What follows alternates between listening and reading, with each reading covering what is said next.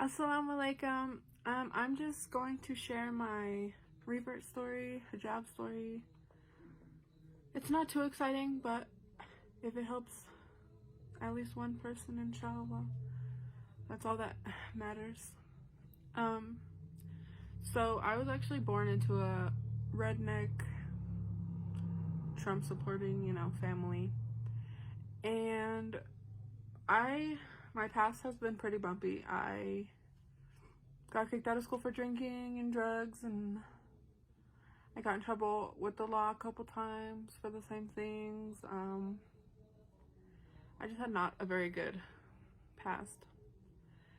And I was never I never belonged anywhere. I just jumped around doing what I was doing, and it was not fulfilling, and I wanted to die. That's the reason I was drinking so much and doing drugs and all that stuff, was because that's my way of being here without actually being here, because I hated my life and I didn't want to be alive. But then in February, I actually met my husband. He's my supervisor at work.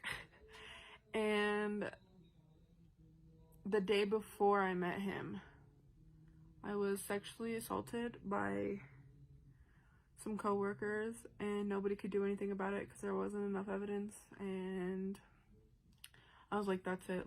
That's the last straw. I don't want to be on this world anymore. I don't want to be alive. I just don't want to do this anymore. But I met my husband the day after that happened. And I grew up in a Christian household, so I was praying every night for something to happen to me to make my life better. And I think my husband was the answer to those.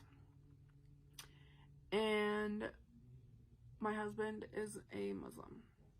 And just by the way, I did not become Muslim for him. I became Muslim for me, but he introduced Islam to me.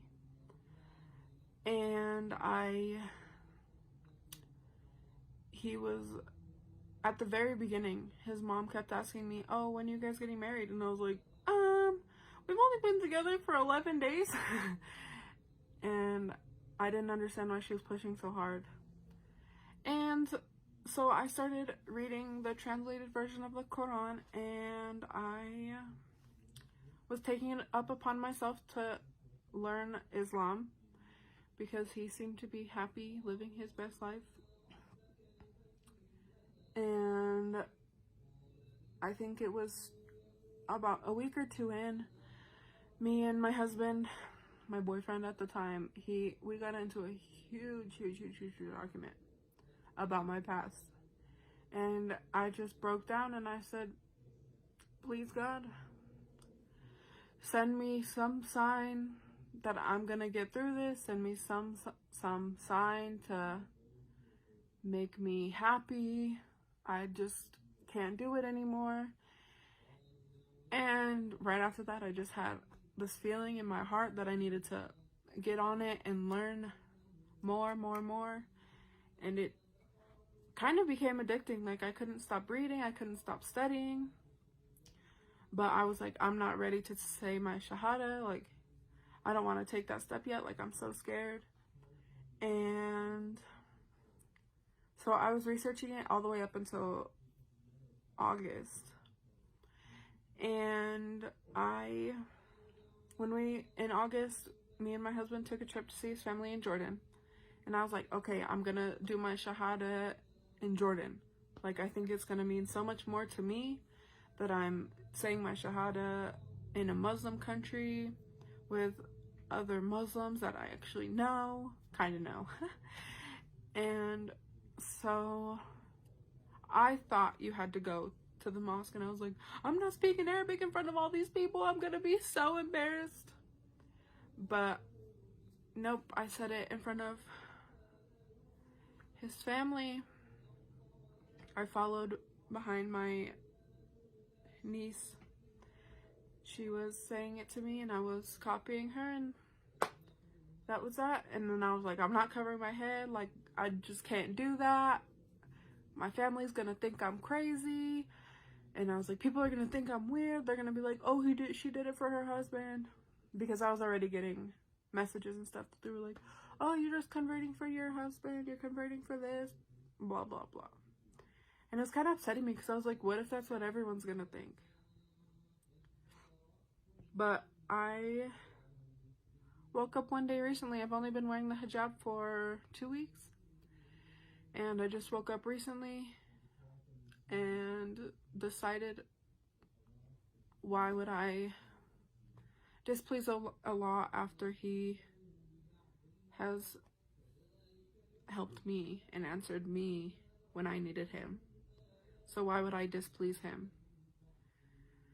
So I woke up one day, told my husband, I think I'm gonna start wearing the hijab. He was like, are you sure? Are you sure? I was like, yes. So the next morning, I woke up and started putting it on. And I've actually gotten a lot of support from friends and coworkers and such, and it's made me really happy. But the only thing I'm struggling with is my family. They told me they're not mad at me for doing it, they're worried for me, which I understand with everything going on. But alhamdulillah, I'm happier. I've had so much support, and it's just been really great. And since I've only been Muslim for 2 months, I still don't know how to pray, but I'm learning. I'm going to Friday prayer every Friday. I'm studying. I'm trying so hard to learn how to pray, and I'm getting there. I can follow along, but I can't do it myself yet. Inshallah, soon I will be able to pray on my own. And I just want to say that if any ladies are thinking about reverting and are scared of what people are gonna say, what people are gonna think, that people are gonna think you're doing it for a man or whatever reason, those are my biggest worries. But it was not like that at all. The only people who attacked me were online, and I just made a whole new Facebook so I didn't have to delete all my pictures. I could just delete my Facebook, and it's been so easy, and I've had so much support. And don't be scared. That's all I have to say, is don't be scared, because I was so scared, and that's what was stopping me. That was the only thing that was stopping me, was my own fear. And once I did it, I've been so happy, have so much support, and it's just been amazing, alhamdulillah. Sorry it's kind of boring. My story was kind of boring, but inshallah it'll help at least one person, and that's all that I need. And if anyone needs anything, I'm always here. There's so many people online that are willing to help, and